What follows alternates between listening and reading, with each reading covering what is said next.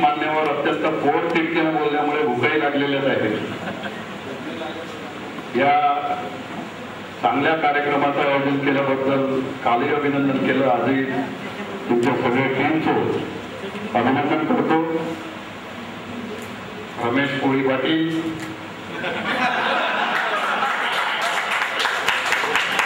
बरोबर आहे ना, दिलाभाऊची सूचना आहे ना, पण ते नावाचं एवढा काही भाऊ करून घ्यायचं कारण नाही. कारण आता दिलाभाऊ सोनवणे म्हटलं तर सोनवणे ब्राह्मणात आहेत, मराठ्यात आहेत, बोधात आहेत, पुण्यात आहेत. भांडी म्हटलं तरी मराठ्यात आहे, सुंद्यात आहे, पुण्यात आहे. परंतु एक ठीक आहे, आपल्या महाराष्ट्रामध्ये पाटील म्हटलं की थोडंसं वेगळ्या दृष्टीनं पाहिलं जातं.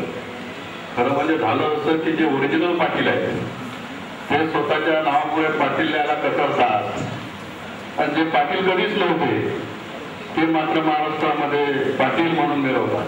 आमचं दुर्दैव आहे तर, आणि तिथूनच ही सगळी आपली अधोगतीला सुरुवात आहे. शेवटी विचार हा महत्वाचा असतो आणि त्या दृष्टीनं जर आपण विचार केला तर अनेक बाबतीत आपल्यावर कशा कशा पद्धतीची संकट आहे आणि त्याच्यातून काय मार्ग काढायचा आहे. मला असं वाटतं आज आता मार्ग कसा काढावा हेच सगळ्यात महत्वाचं आहे. तर साळुंखे साहेब येणार होते, आपल्याला गर्व वाटावा. आपल्या राज्याच्या शिक्षण विभागाचे ते प्रमुख आहेत. शिक्षणाची दिशा आणि दशा दोन्ही ज्या महाराष्ट्रामध्ये आहेत त्या दोन्हीला जबाबदार साळुंखे साहेब हे सुप्रीम असल्यामुळे निश्चितपणानं ते फार मोठं व्यक्तिमत्व या राज्यातलं आहे आणि ते कोळी समाजाचे असल्यामुळे तुम्हा आम्हा सर्वांना गर्व आहे. आज ते आले असते तर काही विचार त्यांच्या पुढे मांडता आले असते. विशेषतः कोळी समाजातली जी महापुरुष आहे त्यांचं चारित्र्य हरण सातत्यानं गेल्या अनेक वर्षापासून जे स्वतःला महान विद्वान समजतात, साहित्यिक समजतात अशा मान्यवरांकडून सतत होत आहे. हे आपोआप घडते असं नाही, जाणीवपूर्वक हे सगळं केलेलं. काल एक चर्चा झाली, जसं आमचे चक्रवर्ती सम्राट आद्य कवी महर्षी वाल्मिकी, कृपा करून याच्यामुळे आपण तरी तसाच उल्लेख करा. चक्रवर्ती सम्राट आद्य कवी महर्षी वाल्मिकी दाखवतेचं कोणीच नाही, चक्रवर्ती सम्राटच होते. त्यांच्या सगळ्या याच्यावर संशोधन झालं. डॉक्टर खोळके म्हणून PhD केलेले ग्रस्त आहेत, त्यांनी हे सगळं मांडलं की ते चक्रवर्ती सम्राट कसे होते. आणि या चक्रवर्ती सम्राटाचं कपट कारस्थानानं राज्य ज्या लोकांनी हिसकावून घेतलं ते परत एका वैदिक परंपरा मानणारे शेडीवाले. या सगळ्यांचा बदला या माणसाने एकट्याने घेतला. खांद्यावर तुळा ठेवून ज्यांनी ज्यांनी माझं राज्य घेतलं त्या सगळ्यांचा वध या माणसाने केला. मोजदात ठेवली, एक एक खळा करून 7 रान्न भरली आणि मग प्रचंड वेदवत्ता होती, प्रचंड शौर्य होते आणि त्या बरोबर या माणसाने महाभारत रामायणासारख्या महाकाव्याची निर्मिती. पुढे रामायणात दिसायचं काही झालं नाही. इथपर्यंत आम्हाला सगळं भूषणावं आहे. आमचा माणूस अशा पद्धतीनं एक गौरवशाली परंपरा या देशामधली त्या परंपरेच्या शिखरावर बसलेला आहे. त्याचा प्रत्येक कोळी समाजाच्या स्त्री पुरुषाला फार अभिमान आहे. पाठ्यपुस्तकांमध्ये किंवा जिथं कुठं लिखाली, जिथं कुठं 2 ओळी अपशब्दाचे वापरले जातील त्या सगळ्या ठिकाणी आपल्या सगळ्यांकडून जाहीरपणे त्या कृतीचा निषेध झाला पाहिजे. हे याच्यासाठी महत्वाचं आहे की तुम्ही सुद्धा जिवंत आहात असं इतर लोकांना त्या निमित्तानं का होईना करू द्या. बाकी काय होते ते नंतर बघू. आज आम्ही पाहतो की सगळ्या पाठ्यपुस्तकामध्ये वारंवार विनोदला जाते की या देशामध्ये, या महाराष्ट्रामध्ये अंत्य क्रांतिकारक म्हणून स्वातंत्र्य चळवळीमध्ये वासुदेव बळवंत फडकेचं नाव घेतलं जातं. वासुदेव बळवंत फडके आम्हाला कळते काळापासून पुस्तकांमध्ये आम्ही वाचतो, परंतु कोळी समाजामध्ये जन्मलेले शहीद राघोजी वांगरे या ठिकाणी वासुदेव बळवंत फडकेच्या जन्माच्या अगोदर शहीद झाले. ठाण्याच्या तुरुंगामध्ये नासावर लटकवले इंग्रजांनी. स्वातंत्र्य चळवळीचा उठाव त्यांनी इंग्रजांच्या विरोधात केला होता म्हणून त्यांना फाशी झाली. त्या शहीद राघोजी भांगरेचं नाव मात्र या महाराष्ट्रामधला कोणी घेत नाही. हे अत्यंत दुर्दैव आहे. त्यांची जयंती यापुढे स्वतःला कोळी समजणाऱ्या प्रत्येक माणसाने साजरी करावी अशी माझी नम्र सूचना. दुसरं व्यक्तिमत्व आपल्यामधलं जे आहे नवीन तानेरी माणूस आपल्याला सगळ्यांना माहिती आहे. बऱ्याच ठिकाणी जयंती वगैरे होते. त्याच्यामुळे त्या विषयावर मी बोलणार नाही. या ठिकाणी आपण पाहतो की वीरांगणा झळकारे म्हणून जी स्त्री कोळी समाजामध्ये जन्माला आली, इतिहास कसा तोडून फोडून आपल्याला सांगितला गेला. 1857 स्वातंत्र्य युद्ध झालं, ते स्वातंत्र्य युद्धामध्ये राणी लक्ष्मीबाई लढली, तिनं नेतृत्व केलं. अशा पद्धतीचं अनेक पुस्तकांमधून आपल्या समोर जरी ठेवण्यात येत असलं तरी सुद्धा सरकार नावाचे इतिहास तज्ञ, जे इतिहासातले सिद्धहस्त व्यक्तिमत्व म्हणून ओळखल्या जातात, त्या माणसांनी तो त्यावेळेचा पत्रव्यवहार राणीचा जाहीरपणाने मांडला ब्रिटिश शासनासोबत. आणि त्या सगळ्या पत्रव्यवहारातून स्पष्ट होते की राणीचे आणि इंग्रज सरकारचे संबंध अत्यंत सलोख्याचे, अत्यंत चांगले होते. कुठेही वाद नव्हता. वाद होता कुणाचा? वाद होता स्वातंत्र्यप्रेमी कोळी जनतेचा. हे जी झाशीचा किल्ला आहे आणि झाशी शहर जे आहे, त्या तो परिसर जो आहे, त्या परिसरामध्ये कोळी समाज फार मोठ्या संख्येला, आणि या स्वातंत्र्यप्रेमी कोळी समाजाचा नेहमीच विरोध पारतंत्र्याला होता, इंग्रजांच्या गुलामगिरीला होता. त्यांनी बंड पुकारलं, राणीला त्या बंडाच्या बरोबर जावं लागलं. आणि दुसरी गोष्ट, त्या सगळ्या स्वातंत्र्य संग्रामामध्ये दोन्ही हातात तलवार घेऊन झाशीच्या राणीच्या वेशभूषेमध्ये किल्ल्याच्या दरवाजाचं रक्षण करणारी झळकारी ही कोळी होती. राणी लक्ष्मीबाईला सुरक्षित बाहेर काढलं. इतिहास तज्ञ तर इतक्यापर्यंत म्हणतात की फेकला कटावली घोडा वगैरे झाशीच्या राणीचं आम्ही वर्णन ऐकतो, परंतु इतिहास तज्ञ तर इथपर्यंत म्हणतात की घोड्यावर बसायला सुद्धा 2-2 माणसं लागत होती. ते कटावून घोडा बिळा फेकायच्या गोष्टी भाकळ कथा आहे, त्याच्या पलीकडे काही नाही. आता आपल्याला त्या वादामध्ये जायचं नाही. सांगायचं तात्पर्य एवढं आहे की ज्या झळकारी कोळींना हे सगळं स्वातंत्र्य युद्ध, पहिला स्वातंत्र्य संग्राम उभा केला, त्या झळकारी कोळीचं आपण कमीत कमी किमान पक्षी जयंती साजरी केली पाहिजे. मी तर असं म्हणेल की तुम्हाला ज्या ज्या वेळेला बैठका घ्यायच्या असतील, ज्या ज्या वेळेला मेळावे घ्यायचे असतील, ज्या ज्या वेळेला एखादे गेट टुगेदर सारखे कार्यक्रम घ्यायचे असतील, तर ते जाणीवपूर्वक यांच्या जयंतीच्या निमित्तानं आखा. वेगळा कार्यक्रम घेतात, त्यातच आपल्याला श्रद्धांजली अर्पण करता आली पाहिजे, त्यातच आपल्याला आदरांजली अर्पण करता आली पाहिजे. आज आता 20 तारीख आहे. 23 तारीखला निधन म्हणून जो महाराजा होता दक्षिणेतला, आजही तंजावरमध्ये, चेन्नईमध्ये त्याची जयंती एवढ्या मोठ्या उत्साहाने साजरी केल्या जाते. 1300 वर्षापूर्वी झालेला. लाखो लोक त्या मिरवणुकीला हजर असतात कोळी राजाच्या त्या जयंतीला. 2 दिवसानं त्या ग्रंथाची जयंती आहे, त्या महाराजाची जयंती आहे. तर हे जे काही आपली प्रतीक आहेत, आपली आयडेंटिटी आहे, आपले जे काही दीपस्तंभासारखे व्यक्तिमत्व आहे, त्यांना दुसरी माणसं फोकस करणार नाही. त्यांना फोकस आपल्यालाच करावं लागेल, दुसऱ्यांना त्याचं काही पडलेलं नाही. आणि मग अशा कार्यक्रमामध्ये जे काही महापुरुष आहेत, ज्यांचं कार्य आहे, ते समाजापुढे आलं पाहिजे, नवीन पिढी पुढे आलं पाहिजे. हा एक प्रयत्न सातत्याने या ठिकाणी झाला पाहिजे. पाठ्यपुस्तकांमध्ये ते आलं पाहिजे. काल मी त्या सहकार चळवळीतलं सूर्यभानजी आळेचं नाव सांगितलं. त्या सूर्यभानजी आळे शिक्षण सम्राट होते. नुसतं शिक्षण तज्ञ नव्हते, शिक्षण सम्राट होते. शिक्षणाची नीव त्यांनी विदर्भ मराठवाड्यामध्ये ठेवली. दिल्ली सरकारनं त्यांचं 125 वर्षापूर्वी तिथं स्वागत केलं होतं जाहीरपणे. त्या ग्रस्ताची जयंती साजरी करा. सहकारी चळवळ या देशामध्ये पहिल्यांदा रुजवणारा तो ग्रस्त होता. त्या निमित्तानं आपण अभिमान ठेवून त्यांची जयंती साजरी करा. पाठ्यपुस्तकामध्ये ते आलं पाहिजे. विलाभाऊ, मी सांगेल, तुम्ही सांगा सामके साहेबांना की त्यांनी एक पत्र जर सर्क्युलेट केलं किंवा नवीन पाठ्यपुस्तकांचा जो अभ्यासक्रम आखला जातो, 4थी 5वी 10वी पर्यंतची जी चरित्र आपल्याला दिली जातात, त्याच्यामध्ये या महामानवांची चरित्र यायला काहीच हरकत नाही.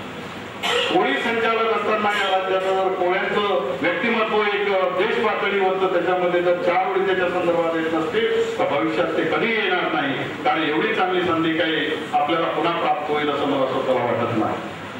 असो, आजच्या या म्हणजे काम विस्ताराने या संदर्भात बोललो, आज मी त्याच्यावर बोलणार नाही. परंतु आता जे आपल्याला महत्वाचं ठरवायचं की आपल्याला पुढे काय इथपर्यंत सगळं झालं. आमचे जो तक्रार वगैरे वगैरे सगळं झालं. तू मागे बोलो, हेही मी अनेकांच्या बाबतीत ऐकलं रमेश पाटील, त्याच्यामुळे तेही काही खरं नाही. बरोबर आहे ना?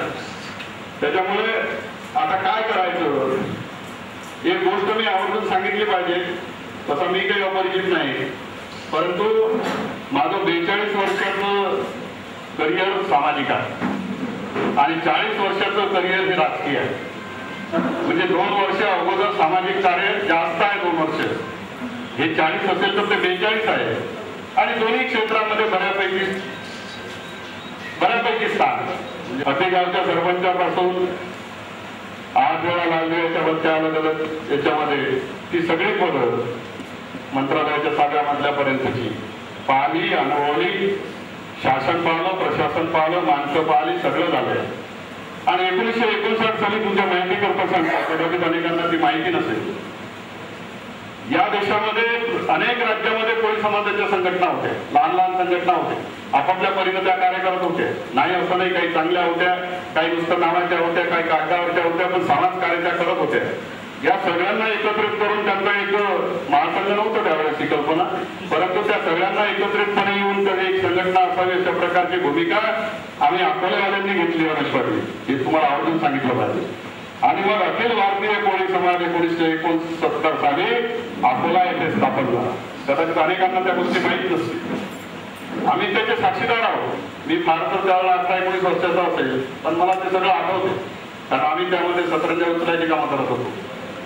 सगळ्या देशभरातले मान्यवर त्या ठिकाणी आले आणि अखिल भारतीय कोळी समाजाची त्या ठिकाणी स्थापना झाली.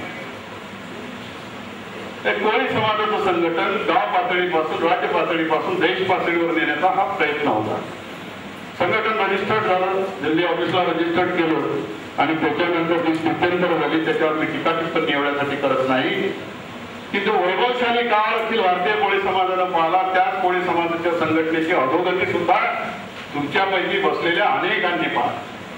आज तर अखिल भारतीय म्हणजे काय, अखिल नाव फक्त त्याच्या पाठीमागे आहे. अखिल मला आपल्या सोबतचे काही कार्यकर्ते, मला वाटते आता नाव वाटत नाही, राजवंशला माहित असेल, नाशिकच्या कार्यक्रमात आपण आलो तर ते कुठले वकील साहेब आपले विचारत, साहेब अखिल भारतीय असल्यामुळे मग काय म्हटलं आपण जागतिक करू. त्याला काय जागतिक कोळी समाज संघटना नावच पाहिजे ना, बाकी काय. बाकी तुम्हाला मोहल्ल्यात कोणी नाही विचारलं तरी चालेल, पण संघटना झाली कशी पाहिजे की जागतिक.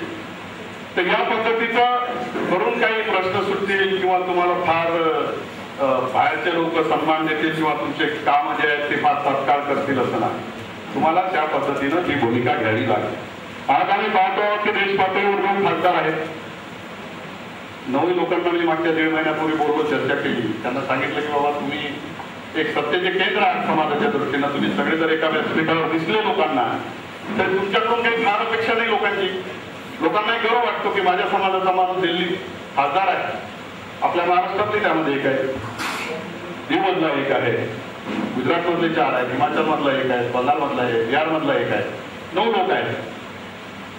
आता मी जे पाहतो आहोत त्या अखिल भारतीय कोळी समाजाच्या वाटचालीचा जो प्रत्यक्ष साक्षीदार मी आहो. 10 अधिवेशनं त्यांची झाली, 10 अधिवेशनाला मी होतो. 11वं अधिवेशन मी जाहीर केलं जुनागडला मागच्या महिन्यामध्ये, मागच्या 3 महिन्यांपूर्वी जे अधिवेशन झालं तिथं की आता तुमचं हे फार झालं ना अखिल भारतीय. गुजरातमध्ये 22 आमदार, 5 खासदार कोळी समाजाचे आहेत एकट्या राज्यात. गुजरातच्या जुनागडमध्ये अखिल भारतीय कोळी समाजाचं अधिवेशन झालं, 1 खासदार हजर होते. गावातला कार्यक्रम ना, मला वाटलं इथं बरं असेल, इतके निवडून येतात म्हणजे इथं चांगली स्थिती असेल, महाराष्ट्रातले म्हणतात म्हणून जरा वाईट स्थितीत आहे. आणि 1 आमदार त्या ठिकाणी हजर होते. आमदारांना विचारलं असं का, ते मैंने वो साहब मैंने पढ़ा कि आप भी आ रहे, कोई महाराष्ट्र के माजी कैबिनेट मंत्री आप ही हो गया, आप आ रहे इसलिए केलं. म्हणून थोड्या 2 गोष्टी जास्तीच्या मी सांगतो. राजकीय पक्ष मी स्वतः स्थापन केला, स्वतः निवडणुका लढवल्या. असं नाही आपोआप काहीतरी काल्पनिक सांगतो आणि त्याचे रिझल्ट येत नाही. सगळेचे सगळे पराभूत झाले केली साहेब. निवडून पळायसाठी जर उभं करायचं होतं तर मला ही चुकीची दिशा का दाखवली. फॉर्म भरायचा पैसा सुद्धा समाजाने द्यायचा आणि समाजाला गरज असेल आमचं अस्तित्व उद्या उभं झालं पाहिजे, आमचं नाव उद्या या राज्यामध्ये असलं पाहिजे, आमच्या समाजाला प्रतित्व मिळण्यासाठी आमची सुद्धा काही ताकद आहे, आम्ही मतपेटीतून दाखवलं पाहिजे. हे जर समाजाची भावना असेल तर समाजामध्ये फक्त आपण जागृती करायची आणि जागृतीनंतर नया पैसा न देता समाजाने मतदान करायचं. कारण उभा राहिलेला प्रतिनिधी हा स्वप्नात सुद्धा विचार करू नका मग ते डॉक्टर भांडे उभे राहोत की रमेश पाटील उभे राहोत की आणखी कोणी उभे राहो, डिपॉझिट जाणार ही काळ्या दगडावरची रेग आहे. भ्रमात राहू नका. परंतु त्या ठिकाणी जे 40-50 हजार मतं पडतील त्या मताच्या आधारावर जो कोणी राष्ट्रवादीचा पडेल, जसा गावितांचे बंधुकान पडले आपल्या कोळी समाजामध्ये, तो 24,000 मताने पडला. 30,000 मतं आपल्या माणसाला मिळाली. काँग्रेसचा पडेल, सेनेचा पडेल, बीजेपीचा पडेल, ही सगळी माणसं मी तुम्हाला सांगतो ही जरी तुम्हाला वेगवेगळी दिसत असली ना कट्टर, काय आपण बसतो ना वरली रंगा, त्याला काही सगळी माणसं बरोबर बसतात, मग म्हणतात आमचे फार सरोख येते, फार घरगुती, मग कोणाचे ती मुलगी आमच्या अंगा खांद्यावर काय खेळली, काय काय सांगतात आपल्याला की आमचं राजकीय मतभेद काही असू दे हो, पण आम्ही सगळे एकत्र जाऊ. अरे कसलं एकत्र जाऊ? तुम्ही तर बेवकूफ बनवण्यासाठी ते सगळे सोंगाळे एकत्र झाले आहेत ना. एकाने राष्ट्रवादी घेतली, एकाने सेना घेतली, एकाने बीजेपी घेतली, एकाने आणखी काय काय घेतलं. एका चुलीवर शिजवलेलं अन्न खातात आणि त्याच घरातून बाहेर पडून तुम्हाला सर्व बहुजनांना बेवकूफ बनवण्याचं काम ही मंडळी 60 वर्षापासून करते आहे आणि आम्ही फक्त उघड्या डोळ्यांनी हे सगळं पाहतो. आहे काय आपल्या हातामध्ये? सगळे ऍडजस्टमेंट होते. एकमेकाला शिवीगाळ काय करतात, एकमेकाबद्दल मतभेद काय करतात आणि निवडणुकीची वेळ आली तर मग मात्र अविरोध निवड झाली. कारण ते फार महान आहेत, त्याला विरोध करायला या राज्यामध्ये कोणताही पक्ष तयार नाही. असं होते का आपोआप नाही ना, काहीतरी सेटिंग आहे ना पडद्याच्या आडचं. हे आता हे न समजेल की आपण मूर्ख राहिलो का, हे आपण सगळ्यांनी समजून घेतलं पाहिजे. हे आपण सगळ्यांनी समजून घेतलं तर मला असं वाटतं दिशा आहे. आज आपण पाहतो की कालही आपण हा विचार केला की असं का होतं की ज्या समूहानं पूर्ण देशावर, पूर्ण जगावर, पूर्ण आजूबाजूच्या सगळ्या देशावर राज्य केलं, तो समूह आज इतक्या खालच्या स्तरावर का आला? ज्याची संख्याच मुळात या देशात 70% होती, त्यामधले 50-60% लोक पळून का गेले? जात सोडून पळून गेले, धर्म सोडून पळून गेले. आज कुठे आहे कोणी? 10%च्या वर का सापडत नाही? जो समूह 70% होता, या सगळ्या अन्याय अत्याचाराच्या विरोधामध्ये जी माणसं टिकली त्याचं प्रतिनिधित्व तुम्ही करता, त्याची जाणीव ठेवा. हे साधी बाब नाही आहे. त्या हजारो वर्षाच्या शोषणाच्या विरोधात, अत्याचाराच्या विरोधात तो अत्याचार सहन करून सुद्धा प्रतिकार करण्याची क्षमता ठेवणारी तुम्ही आम्ही माणसं आज इथं अस्तित्व आपलं चापडत आहोत. या स्वतंत्र भारतामध्ये अत्यंत दुःखदायी, वेदनादायी ही सगळी बाब आहे. आता यामधून मार्ग जर आपल्याला काढायचा असेल तर पुन्हा एकदा 0 पासून वरपर्यंत गिनती आपल्याला सुरू करावी लागेल. मला फक्त माहित आहे आम्ही काही वेळे नाही. गावच्या ग्रामपंचायत पासून मंत्रालयाच्या 6व्या मजल्यापर्यंत कोणत्याही बापदाद्याचा आशीर्वाद नसताना, कुठलेही राजकीय वलय नसताना आणि कोणत्याही राजकीय पक्षानं पाठबळ नसताना, प्रस्थापिताचं कुठल्याही पद्धतीनं सहकार्य नसताना आम्ही त्यांच्या छातीवर पाय देऊन तिथपर्यंत जर गेलो असेल तर त्याच्या मागे काही विचार असेल, त्याच्या मागे काही कृती असेल, त्या कृतीच्या पाठीमागे संघर्ष करण्याची भूमिका असेल आणि तो संघर्ष कुठल्या स्तरापर्यंत करावा लागते याचं भान काही आम्हाला आम्ही विसरलेलो नाही. आणि म्हणून त्या दृष्टीनं सुद्धा आपण विचार केला पाहिजे. आज जे आपण करणार आहोत, 12 खासदार मी याच्यासाठी म्हणून राहिलो की माझ्या नजरेतून जे आहे, जळगाव 1 नंबरवर आहे, सोलापूर आहे, नांदेड आहे, त्याच्यानंतर धुळे नंदुरबार आहे, या ठिकाणी ठाणे आहे, रायगड आहे. ही महाराष्ट्रातली काही गाव, काही मतदारसंघ, त्यामध्ये 12 लोकसभेचे मतदारसंघ. या 12 लोकसभेच्या मतदारसंघामध्ये परत एकाला 6चा ऍव्हरेज पकडला तर 12 विधानसभेचे मतदारसंघ. सगळे पक्ष आपल्या लोकांना तिकीट देतात. एकाच याच्यामध्ये पण एकाच वार्डामध्ये सगळे पक्ष तिकीट देणार आणि तेवढ्याने समाधान झालं नाही म्हणून 4 अपक्ष पण उभे राहणार, तेव्हा त्या ठिकाणी लक्ष देण्याचं काही कारण आहे असं मला वाटत. महासंघानं तिकडे लक्ष देऊ नये. जिल्हा परिषद आणि महानगरपालिकेपर्यंत खाली येऊ नये. लोकसभा पाहावी, विधानसभा पाहावी. आता मग तिथे परत प्रश्न उपस्थित होतो की लोकसभेमध्ये जर कुठल्या राजकीय पक्षानं जर तिकीट दिलं तर मग त्याच्या विरोधात राहावं का? अजिबात राहू नये मी या मताचा. शेवटी रिप्रेझेंटेशनसाठी आपण हे सगळं करतो, शेवटी प्रतिनिधित्वासाठी आपण हे सगळं करतो. तेव्हा जर उद्या काँग्रेस, राष्ट्रवादी, सेना, बीजेपी, मनसे, आणखी कुठला पक्ष, समाजवादी, आता फार खाली जाण्यात काही अर्थ नाही, 6-7 पक्ष बऱ्यापैकी आहेत महाराष्ट्रात, तर यांच्यापैकी कोणी एखादं आपल्या समाज बांधवाला जर तिकीट देत असेल तर आपण त्याच्यामध्ये लुडबुड करायचं काही कारण नाही. कारण त्याला उद्या असं वाटायला नको की माझं राजकीय भवितव्य आयुष्यभराच्या मेहनतीवर आता फळाला येऊन झालं, महासंघवाले त्याच्यात विभाग घालतात जातीच्या विरोधात. आग्रह नको, त्याच्या पाठीमागे आपण सगळ्यांनी कृतीशीलपणे राहिलं पाहिजे. दुसरीकडे एखाद्याच मतदारसंघामध्ये जर 2 पक्षाची माणसं उभी असतील तर आपण कोणाची निवड करायची? आपण अजिबात निवड करू नये, त्या मतदारसंघात पाय ठेवू नये, तिथल्या लोकांना निर्णय घेऊ द्यावा. परंतु पाटील साहेब, ही स्थिती अजिबात आपल्यावर येणार नाही. लोकसभेला माझ्या माहितीप्रमाणे आज तरी कोणी साधी चौकशी कोणी समाजाची करत नाही. आजच्या स्थितीमध्ये त्याच्यामुळे एवढा तो विचार म्हणजे आपण बोलतो म्हणून बोलतो, परंतु अशी काही स्थिती नाही की 2 राजकीय पक्ष देऊन आले लोकसभेसाठी किंवा मग आणखी आपला माणूस असला तर काय झाले. म्हणजे आजच्या घडीला आपल्यालाच या 12 मतदारसंघामध्ये आपली स्वतःची ताकद दाखवण्यासाठी आणि त्याच्या पलीकडे जाऊन ताकद म्हटल्यापेक्षा फक्त मत दाखवण्यासाठी आपली माणसं उभी करावी लागते. जो कोणी उभा राहील फक्त तो माणूस सक्षम, म्हणजे आर्थिकदृष्ट्या मी म्हणत नाही, वैचारिकदृष्ट्या सक्षम असला पाहिजे. नाही तर होते असं की आपण एखाद्याच्या डोक्यावर एखाद्या सोंग उभं करायचं राजाचं, त्याच्या कमरेला तलवार द्यायची, उद्याचा तू आमचा खासदार. मी पाहिलं की जी माणसं ग्रामपंचायत मध्ये निवडून येण्याची लायकी ठेवत नाही त्या माणसांना उद्या जर आपण लोकसभेचं तिकीट दिलं तर ते कोणाच्या बापाला बाप म्हणायला तयार नाही, बिलकुल नाही. मग ते त्यांची चाल बदलते, त्यांचं वागणं बदलते, त्यांची व्हॅल्यू बदलते मार्केटमधली. त्यांना विचारणारे मग आमदार असतात, मंत्री असतात, मुख्यमंत्री असतात. ते म्हणतात की बाबा काल ज्याला शिवी घालून बोलत होते त्याला म्हणतात साहेब तुम्ही असं करू नका, तुम्हाला आम्ही एमएलसी देऊ, तुम्ही कशाला करता, तुमचा काय खर्च झाला असेल तो आम्ही देतो. मग रमेश पाटील म्हणतात मी 1 कोटी खर्च करतो. राज्यकर्ते म्हणतात कारण त्यांच्या अस्तित्वाची लढाई असते, ते म्हणतात 1 कोटी काय घेता, आम्ही 2 कोटी देतो आणि परत एमएलसी देतो, मंत्री करतो तुम्हाला. तो म्हणते नाही, मग रमेश पाटलापेक्षा हा चौथा बरा आहे. विड्रॉल होतात माणसं. त्याच्यामुळे चळवळीतला माणूस पुढे गेला. आज जे मी काही सुरुवातीला बोललो की राज्यस्तरावर ही स्थिती आहे. काल 6-7 युपी मध्ये माणसं निवडून आली, एक आपली पहिल्यांदा स्वातंत्र्यानंतर 60 वर्षानंतर. आणि त्या युपीच्या अखिलेशच्या मंत्रिमंडळात जे मंत्री आहे त्यामध्ये एकमेव महिला मंत्री आहे अरुणा कोळी नावाची, आपली भगिनी त्या ठिकाणी मंत्री झालेली आहे. दुसरीकडे गुजरातमध्ये आपण सत्तेत आहोत. तिसरीकडे आपण पाहतो हिमाचलमध्ये कायम आपला खासदार असतो, दीव दमनचा खासदार कायम आपला कोळी समाजाचा असतो. हे सगळं जरी वास्तव असलं तरी राज्यभर देशभर ज्यावेळेस मी फिरतो, एक माहितीसाठी तुम्हाला सांगितलं पाहिजे की हा महासंघ जरी आज महाराष्ट्रामध्ये काल नामदेव भगत आणि आज रमेश पाटील यांच्या नावाने असला, त्यावेळेस मी स्पष्ट बोललो होतो. आता या सगळ्यांमध्ये बोलण्याचं काही कारण नाही या गोष्टीचं, पण या महासंघाची संकल्पना डोक्यात घालून मी देशभर फिरत असतो. आणि हे जे अलग अलग राज्यामध्ये अलग अलग ताकद आपल्याला थोडीफार जी दिसते आहे, ती ताकद राजकीय ताकद आणि दुसरीकडे सामाजिक ताकद याचा कुठं मिळत नाही. म्हणजे महाराष्ट्रात जी स्थिती आहे असं नाही. तुम्ही लाखाच्या मोर्चा काढा, निवडणुका असल्या तर न बोलावता सगळेच राजकीय नेते आपल्या समाजाचे न बोलावता त्याच्यासमोर हजर येतील. मान नाही, अपमान नाही, मुला घेऊन सांगतील की रमेश पाटील तुमच्यामुळे आम्ही आलो, नाही तर तुम्हाला तर माहिती आपल्याला ते पटत नाही. अरे ते रमेश पाटलामुळे नाही आलं, निवडणुका आहेत ना पुढे, समाजाच्या पुढे निर्वाहासाठी आले, त्याच्या पलीकडे काय नाही. हे आपण समजून घेतलं पाहिजे.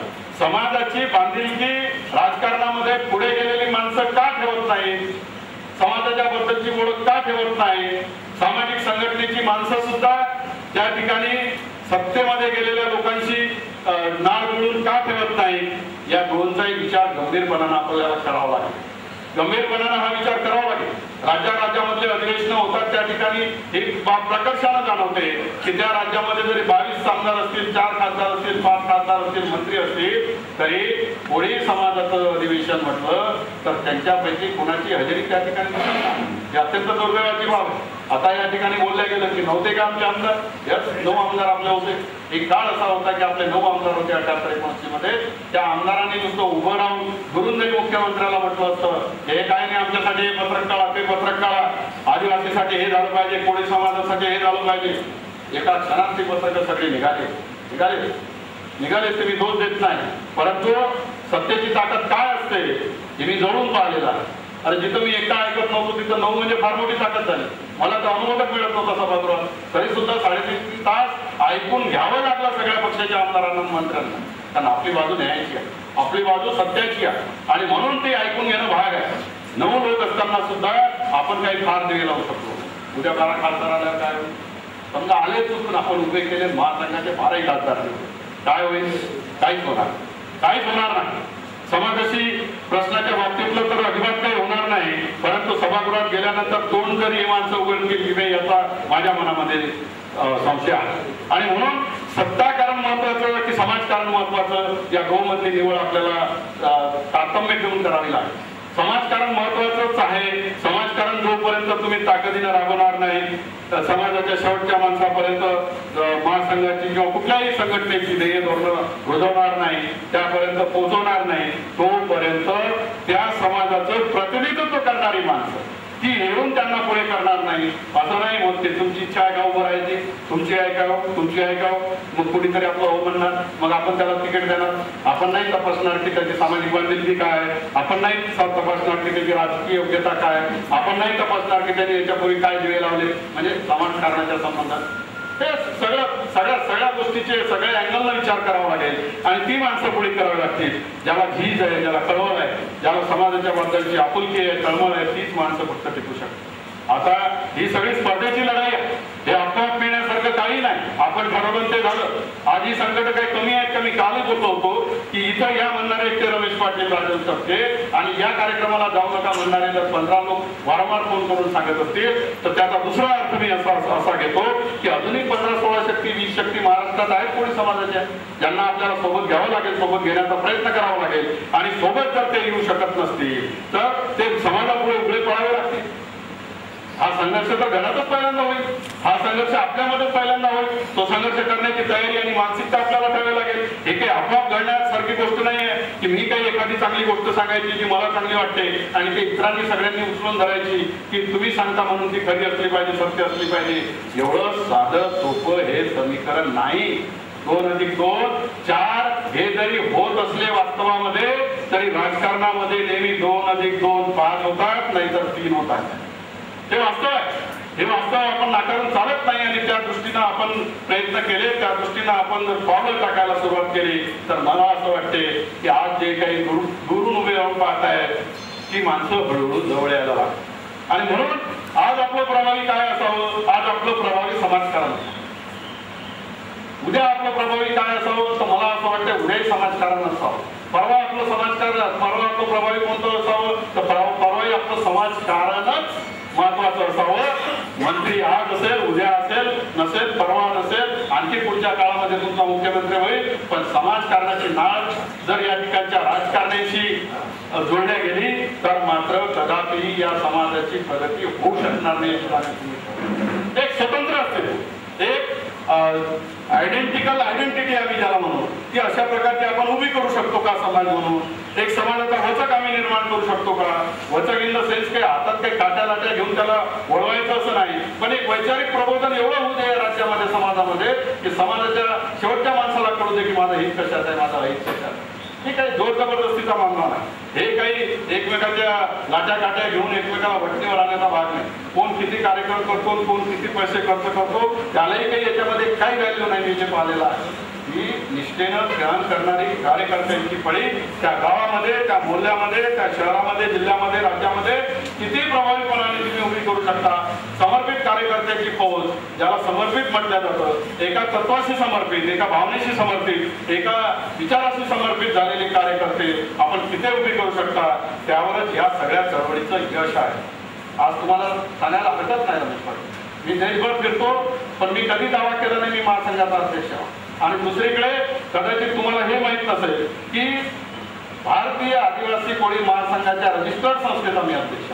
मी कधी बोललो नाही याच्यापूर्वी, पण आज बोलावं, परंतु मी कधी म्हटलं नाही की अनंतर माझी संघटना तर देशव्यापी आहे, तुम्ही माझ्यासोबत आलं पाहिजे.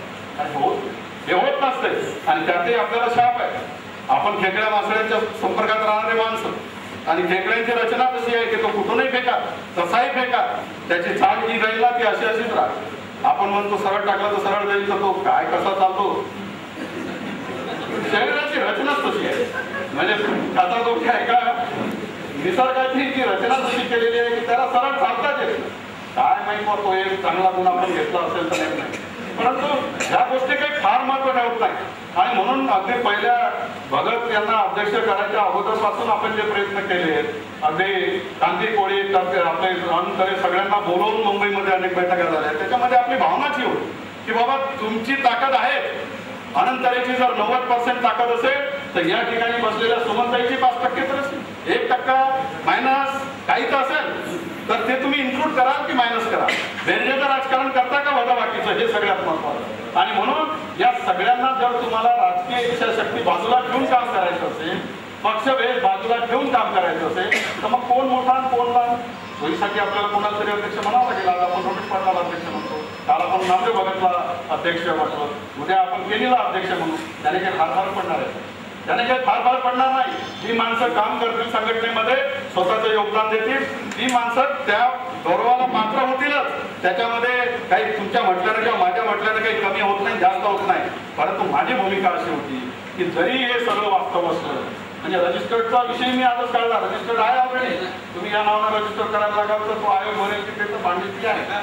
दुसरी सांगा आणखी नाव बदलू, म्हणजे कन्फ्युजन नको. तुम्हालाही वाटत झालं किती वर्ष झाले संपत आहे, बोलत मी याच्यासाठी नाही की त्याने फार फरक पडत नाही. एकट्या महाराष्ट्रामध्ये 100पेक्षा कमी साहेब रजिस्टर्ड संघटना कोणी समाजाची आहे. काय करणार आपण? युवकांची संघटना वेगळी, महिलांची वेगळी, जिल्ह्यात तरी एक पाहिजे किंवा जिल्ह्यातल्या 2-3, मग तुम्ही इथं बसून सगळ्यांना कंट्रोल करणार, मग ते कार्यकर्ते सोयीचं राजकारण करणार. कार्यकर्ता उभ्या राहतात सगळ्यांपेक्षा, तो बसल्या बसल्या आपल्याला काय खंडाळ्याला बैठक आहे तर खंडाळ्याच्या बैठकमध्ये आपण रमेश पाटलाला खुश करू. मग दुसरी लोणावळ्याला आहे तरे साहेबांची, तर दुसऱ्या दिवशी त्यांनाही खुश करू.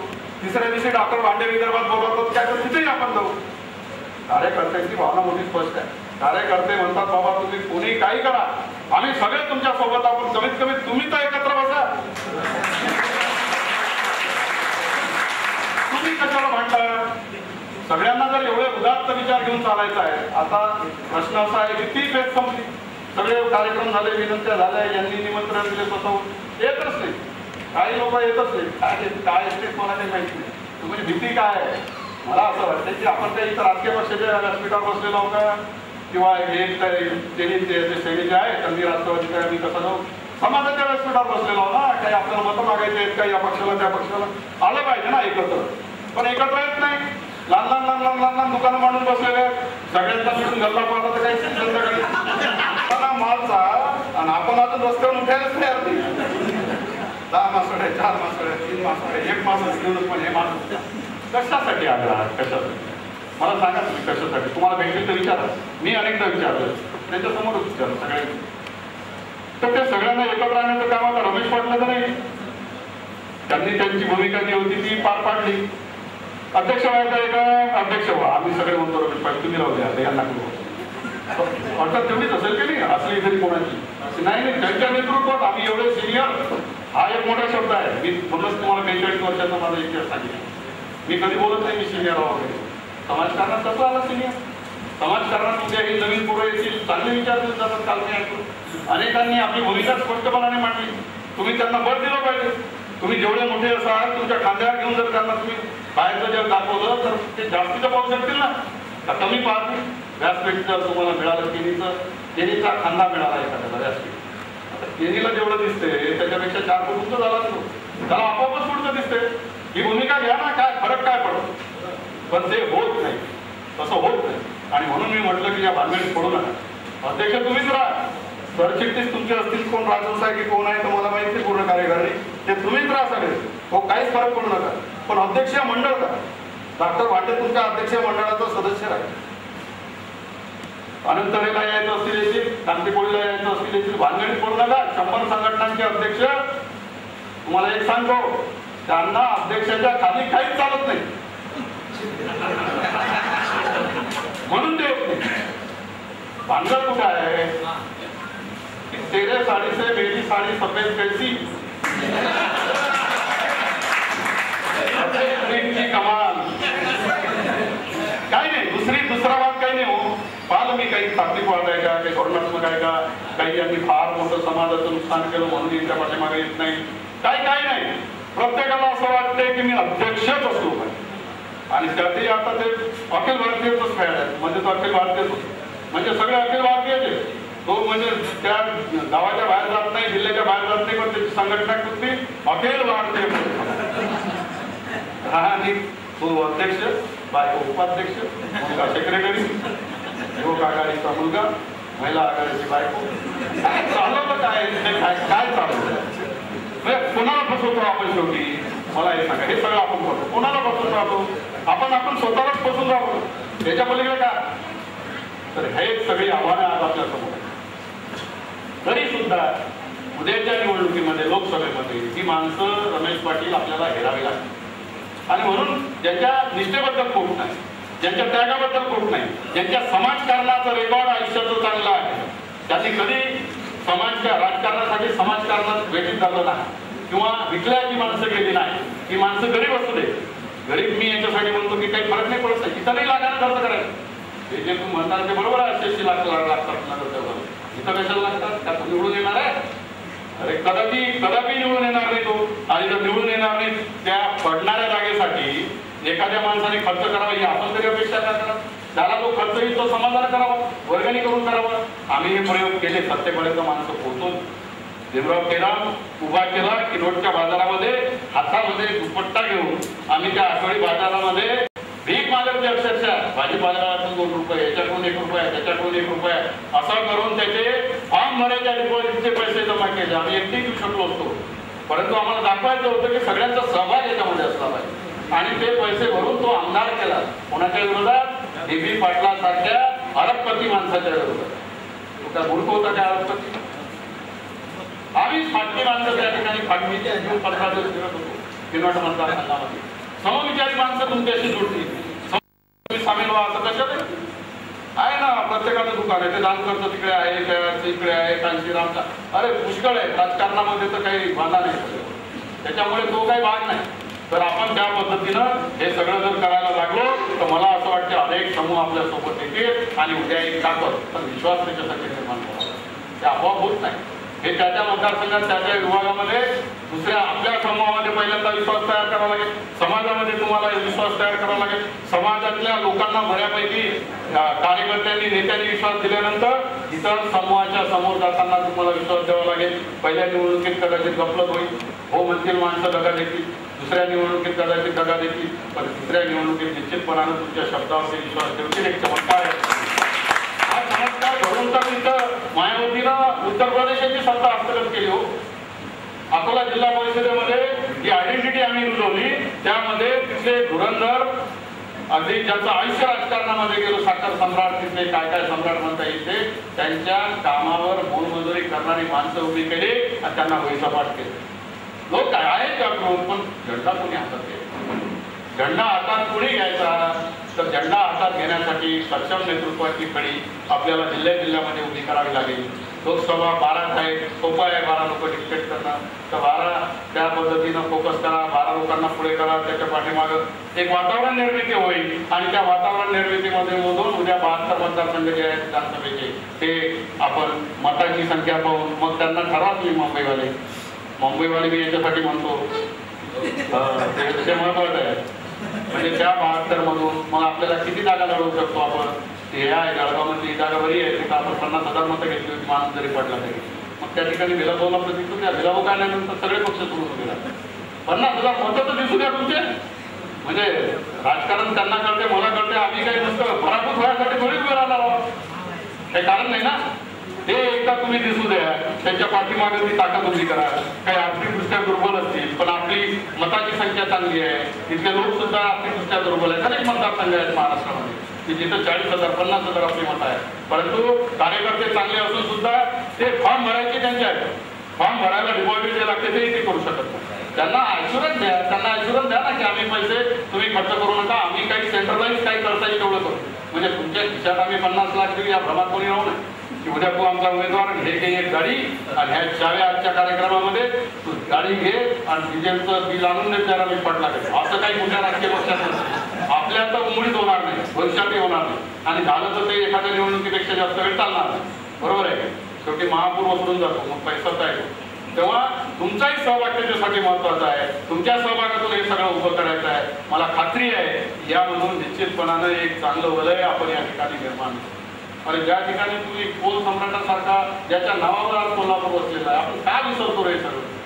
कोल सम्राटासारखा कोळी समाजाचा सम्राट, महाराजा, चक्रवर्ती सम्राट, ज्याचं दक्षिणेपर्यंत आणि उत्तरेपर्यंत राज्य होतं, ज्याच्या नावावर त्यांनी महालक्ष्मीने वध केल्यानंतर त्याची अंतिम इच्छा विचारली तर तो म्हणे माझी अंतिम इच्छा एकच आहे की माझ्या नावाने या शहराचं नाव तर वीरनगरी, त्याचं नाव मग कोल्हापूर झालं त्या कोल सम्राटाच्या नावावर. आज ही सगळी परंपरा आपली असताना आपण विचार कशाचा करतो, इतकं का विचार करतो?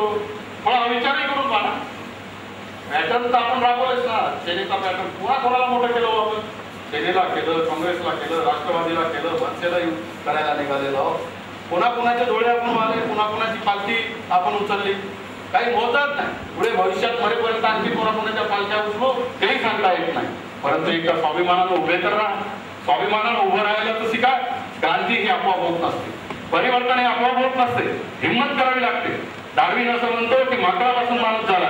खरं एकदा आपण मानलं तर एक मी तुम्हाला सांगतो की पहिलं माकड कुठलं तरी असेल रामभाऊ पाटील की ज्यानं हिंमत केली, 2 पायावर उभं राहिले.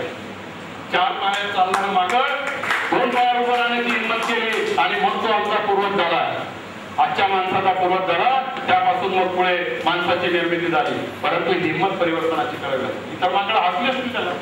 इतर माकडांनी म्हटलं असेल हा काय मूर्ख आहे, 4 आपल्याला हात दिले, पाय दिलेले आहेत, 4 याला चालायचं, हे 4 सोडून ते खालचे 2 टेकवले, 2 उभा राहिला. पण त्याच्यामधूनच क्रांती करत असतो. उरफाटा प्राणायाम, द्रविडी प्राणायाम अत्यंत विपरीत परिस्थितीमध्ये करण्याची हिंमत जी माणसं ठेवतात, हीच माणसं शेवटी या संघर्षात विजयी होतात. नुसतं कोणाच्या तरी मेहरबानीवर, कोणाच्या तरी आशीर्वादावर आपण मोठे होऊ या भ्रमात राहण्याचे दिवस आता संपलेले आहेत.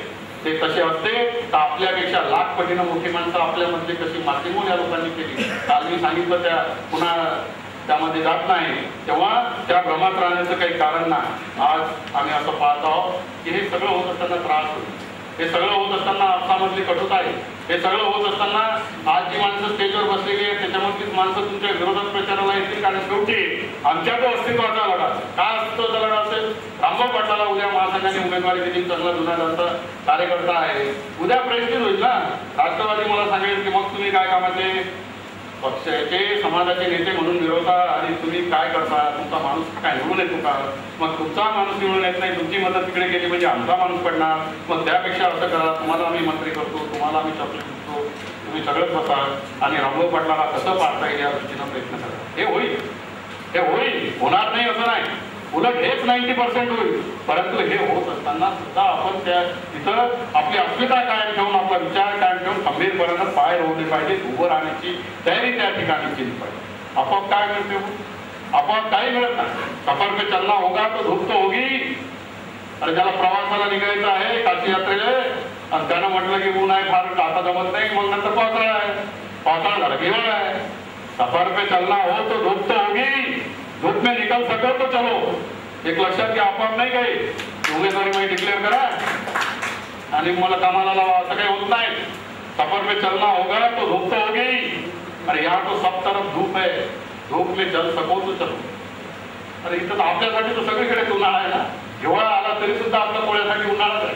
आमचा कोळी समुद्रातच, उन्हाळा येऊ पावसाळा येऊ, सरकार बॅन आणते तरी सुद्धा बातम्या आम्हाला वाचायला मिळतात की कोळी समुद्रात बुडून गेला. सतर्कतेचा इशारा देऊनही कोळी बांधव गेले. काय वेळे होते का ते? खायला काही नव्हतं ना, पोट भरायला काही नव्हतं म्हणून समुद्रात गेले. परंतु याचा विचार करायला कोणी तयार नाही. आणि म्हणून म्हणतो हे सगळ्या राजकारणाच्या क्लिष्ट बाबी सुद्धा आपण समजून घेतल्या पाहिजे. सफर पे चलना होगा तो धूप तो होगी, धूप में चल सको तो चलो. यहाँ तो सब तरफ धूप है, धूप में निकल सको तो चलो. यहाँ कोई किसी को रास्ता नहीं देता कि साहब मुझे गिरा कर भी आप समझ सको तो चलो. बरोबर आहे की? म्हणजे असं नाही आहे, या सगळ्या चळवळीला नक लावणारी माणसं ही आपलीच असतील, उद्या आपलीच नेते मंडळी असतील. हे असतील एक गृहीत धरून चालायची हिंमत असेल तर चला, नाहीतर काही उपयोग या सगळ्या गोष्टीचा होणार नाही. मला खात्री आहे नव्या जमानं हे सगळं सुरू झालं. खरं म्हणजे नव्या सगळ्या गोष्टी करत असताना शुभशुभ बोलावं, परंतु माझ्यावर नेहमी खोटं बोलण्याचीच परिणाम पडेल. काही कोणीतरी बोललं पाहिजे. पुढचं सगळी तुम्हाला दाखवत असताना, सगळं सोनेरी जगत दाखवत असताना हे जगत तसं दिसणार नाही. त्याचे अडथळे सुद्धा हे आहे, आव्हानं सुद्धा ही आहे, परिश्रम सुद्धा या टोकाचे घ्यावे लागतील. स्पष्टपणे कुणीतरी मांडलं पाहिजे की मांडण्याचं काम आज माझ्या बुद्धीप्रमाणे मी या ठिकाणी केलेलं आहे. मला आशा आहे की आपण यामधून बरंचसं काही शिकला असाल. शेवटी समाजासाठी जी माणसं लढतात, समाजासाठी जे काम करतात, समाज हेच माझं राजकारण आहे, समाज हेच माझं सर्वस्व आहे. आणि त्या समाजामधून जे काही मला मिळेल ते सगळे बाय प्रॉडक्ट आहे. म्हणजे काल समाजासाठी रस्त्यावरून आम्ही गल्ली गल्लीत जाऊन जागृती करणारी माणसं, विधानसभेच्या 6व्या मजल्यावर गेलो तरी सुद्धा आणि कॅबिनेटमध्ये होतो तरी सुद्धा एका शब्दाने त्या आवाजामध्ये फरक पडला नाही. ही भूमिका कार्यकर्ताच घेऊ शकतो. एका रात्रीतून मंत्रालयात पोहोचणारी माणसं या पद्धतीनं वागू शकत नाही. आणि म्हणून समाजाला सुद्धा हे सगळं करत असतं. बळा हुआ तो क्या हुआ, जैसे खजूर का पेड़, आपले कबीर महाराज, त्यांचा उल्लेख झालाच झालं तर कबीराची जयंती करा, भगवान बुद्धाची करा, ही सगळी कोणी समाजाची दैवत आहे. बळा हुआ तो क्या हुआ, कबीर महाराज म्हणतात की जैसा खजूर का पेड़, खजुराचं पेड़ असते ना उंच म्हणजे राई को न छाव मिले, पंछी को न खाना मिले, न राई को मिले छाव. म्हणजे ते खजुराचं पेड़ असं आहे का उंच आहे म्हणते, परंतु ना प्रवाशाला त्याच्या सावली भेटे, ना पक्षाला काही फळ खायला मिळेल. अशी मोठी माणसं काय कामाची हो. मोठा माणूस असा पाहिजे की त्याला असं वाटतं की बाबा मी मोठा झालो, मी कायम एसी कंडिशन एअर कंडिशन मध्ये जरी फिरत असेल तर माझा समाज तुझ्या सायकलवर फिरण्याच्या तरी लायकीचा आला पाहिजे.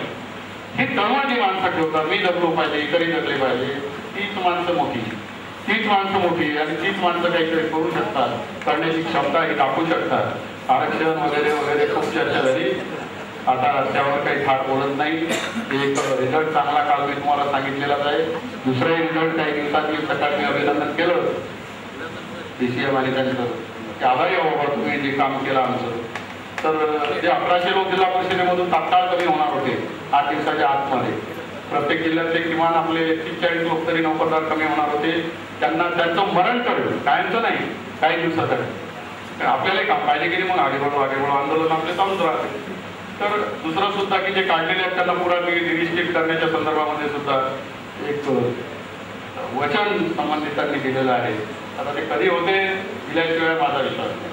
पत्र खातात पडल्याशिवाय तर अजिबात विश्वास ठेवण्याचं कारण नाही आणि हुरडून जाण्याचं तर अजिबात काम नाही.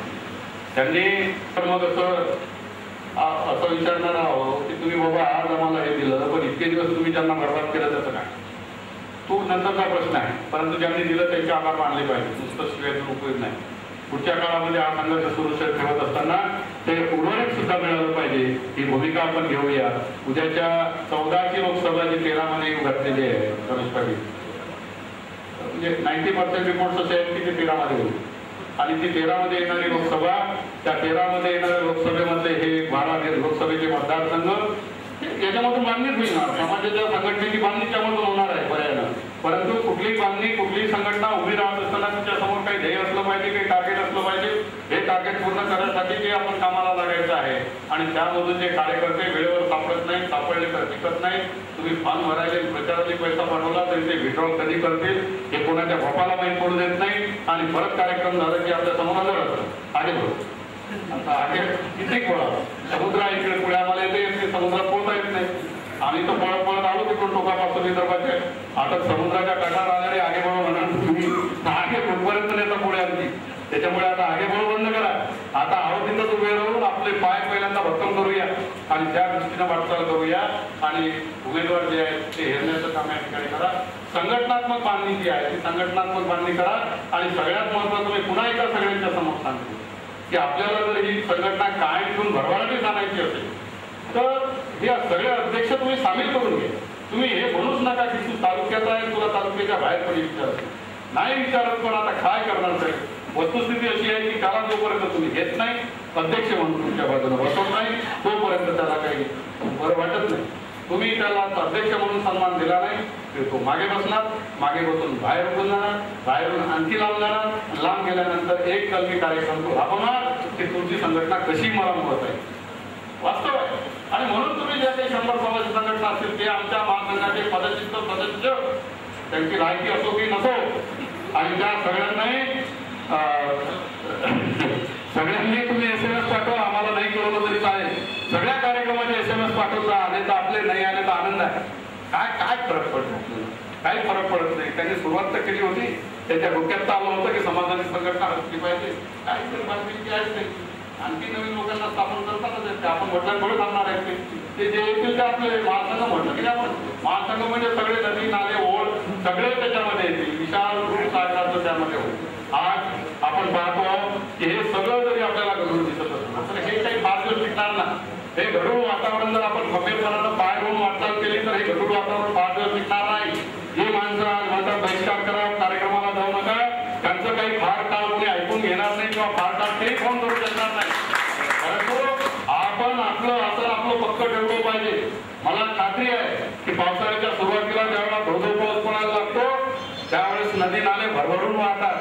आणि भरभरून वाहत असताना आपण पाहतो की गंगेसारखी नदी जे पहिल्यांदाच प्रदूषित झालेली आहे ती किती घाण पाणी घेऊन वाहते. मग घाण पाणी घेऊन वाहते हे काही गंगेचं स्वरूप नाही. तो प्रवाह आहे, ती चळवळ आहे, हळूहळू हे कमी होईल. या नाल्यामधली घाण वाहून जाईल आणि एक स्वच्छ निर्मळ धरा तुम्हाला महासंघाच्या रूपाने मिळेल अपेक्षा करूया. अशा शुभेच्छा या सगळ्यांना देऊया आणि लवकरच महासंघाचं रूपांतर अध्यक्षीय मंडळामध्ये त्यांनी करावं आणि बाकीची तुमची कार्यकारिणी तशीच ठेवावी एवढी विनंती करतो. कारण हे होणारी गोष्ट आहे. मला स्पष्ट भविष्यामध्ये जे होते जे मला अनुभवानं पटलेलं आहे ते मी तुम्हाला सांगतोय. बघा, तुम्ही विचार करा आणि त्या दृष्टीनं पावलं उचला. कार्यक्रम आता 12 लोकसभेच्या खासदार कशा पद्धतीने आपल्याला करता येईल. पहिल्या त्या 12 ठिकाणी तर आपल्या समाजात त्या ठिकाणी वातावरण निर्मिती करू. तुमच्या महासंघाचे 2 खासदार आले तर गर्दी होईल तुमच्याकडे. आम्ही तुमच्या सोबत म्हणणार आहे. हो, आम्ही म्हणत होतो ना हो की ते महासंघाचं बरोबर आहे, पण हे ऐकत नव्हते ना. हे म्हणत होते नाही आपण ते होत असते राजकारण, ते होत असते. मुख्यमंत्री असताना हार घेऊन टाकणाऱ्यांची गर्दी आणि मध्ये मुख्यमंत्री म्हणून नाव बदललं, दिल्लीवरून आदेश आला, हार घेऊन पडणारे मी डोळ्याने पाहिले. हरकत आहे का? गळ्यात टाकायसाठी आलो 3रा नंबर आहे. आणि नंतर तिकडून निरोप येतो की नाही मुख्यमंत्री बदलले, आता हे मुख्यमंत्री मारले पळाले ना नाही म्हणून. हे काही नसतं. हे जे आहे ते आपण सेटअप होतं सगळं. परंतु आपल्याला पुन्हा एकदा शुभेच्छा देतो. एक समस्या समाजाच्या घेऊन, अनेक प्रश्न समाजाचे घेऊन त्यामधून एक निर्मळ झाला या महाराष्ट्राला पाहायला मिळव लवकरात लवकर. कारण आता देश पातळीवरचाही साक्षीदार आम्ही, त्याच्यामुळे मी फार स्पष्ट बोलतो. मला काही आता काही थिसिस मांडावं लागत नाही किंवा काल्पनिक चित्र डोळ्यासमोर उभं करावं लागत नाही. जवळून पाहिलं, अनुभवलं, ते आज मांडण्याची भूमिका या ठिकाणी घेतली. योग्य वाटलं तर स्वीकार करा, स्वीकार कराल तर ठिकाण एवढं मात्र माझं ठाम मत आहे. एवढंच आजच्या प्रसंगी सांगतो आणि पुन्हा एकदा आपल्या सर्वांना शुभेच्छा देऊन माझे 2 शब्द संपवतो. जय हिंद, जय महाराष्ट्र.